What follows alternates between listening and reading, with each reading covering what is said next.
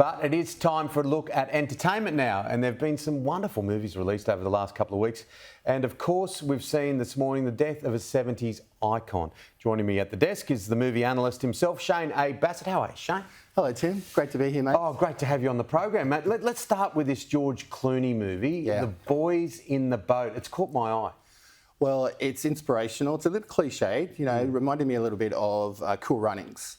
What a great true story that was. Against the odds, it's about a rowing team, university rowing team in Depression era of the 30s. George Clooney's directed it.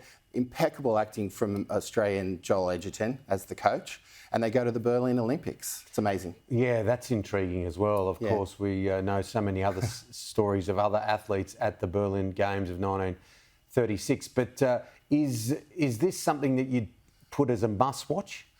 I would say it's a good film, family friendly as well. Not exactly a must watch, but I highly regard it. I mean, the setting and the details that George Clooney has done in his direction is amazing, and he's used a lot of younger actors that you don't know, other than Joel, of course. And Hadley Robinson's another actor in it. She's going to go a long way. I like what she's doing at the moment. Her career is soaring.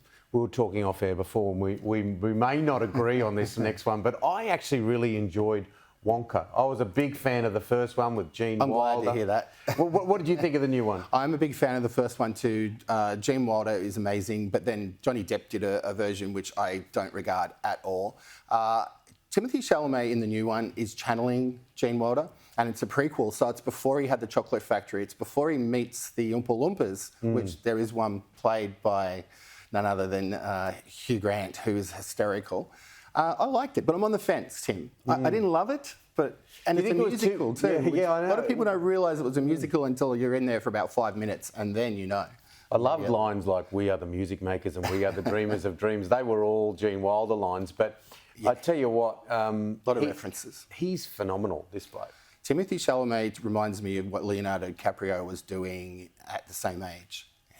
He's been around for a while now, Timothy Chalamet, already Oscar nominated, and yeah, he's terrific. And it's such a colourful film too, and he fits perfectly, even in the emotional scenes, because there are those family emotions that you learn about his life.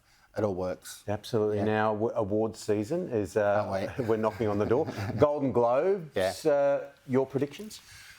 Well, there's some Australians nominated. Barbie in particular and Oppenheimer are the two big ones, but I think Margot Robbie will come very close to winning, although she's got competition with Emma Stone for a movie called Poor Things.